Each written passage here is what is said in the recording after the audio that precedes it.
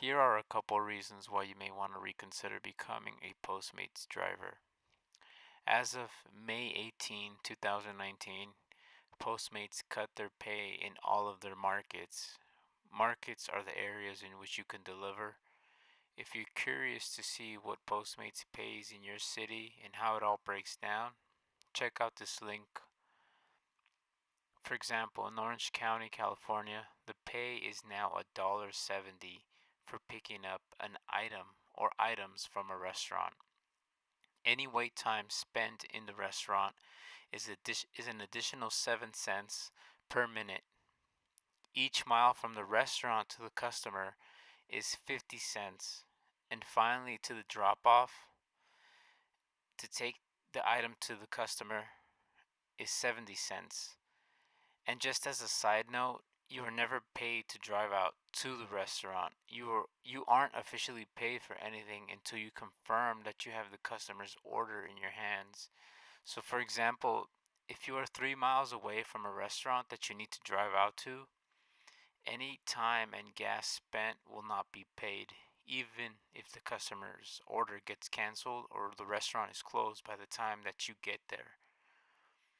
Here's a screenshot of a real Postmates delivery that I did. As you can see, the total payout for the delivery was only $3.89 plus no tip. Remember, the mileage shown here is only from the restaurant to the customer. It does not show the mileage it took to drive out to the restaurant. So the actual mileage was at least double in this case. The total time to complete this order was about 22 minutes. The customer in this case was not too far away from the restaurant, and their order was ready when I arrived to the restaurant, which made the order go a lot more smooth. Also, I will mention that this was around 9:30 p.m. when the restaurant was about to close. No one else was ordering. During busier hours, there will be a longer wait. And as I mentioned before, I received no tip from this order. As a Postmates driver, you heavily rely on tips to make your time worthwhile. If you don't receive any, you're basically at a loss and you're almost working for free. Postmates, their old pay rate wasn't a lot to rave over either, but the rates were at least slightly higher and the minimum payout was at least $4 per order. For example, if I had made $3.89, they'd round it up to 4. But that's no longer the case. Postmates has decided that we no longer need that minimum for whatever reason. If orders are steadily coming in, traffic isn't heavy, restaurants aren't too busy, and the customer's home isn't too hard to find, it's possible to complete about 2, maybe 3 orders per hour. So let's say theoretically I completed 2 orders in 1 hour. Each happened to pay $4. Your total being $8, of course. If the customers tipped $4 each, you would have made $16 for that hour. That isn't too bad, um, even after you take gas into account. So let's say you deduct $2 for gas, you still you still made slightly above minimum wage for that hour. Of course, that's just an example, and it doesn't always happen. That's why it's really hard to answer what do Postmate drivers make. The answer is it's kind of inconsistent. Sometimes you get lucky, other times you don't. All markets are different. According to some Reddit users, some markets are very slow. In my experience, California seems to be consistently busy. The busiest times always being lunch and dinner and weekends.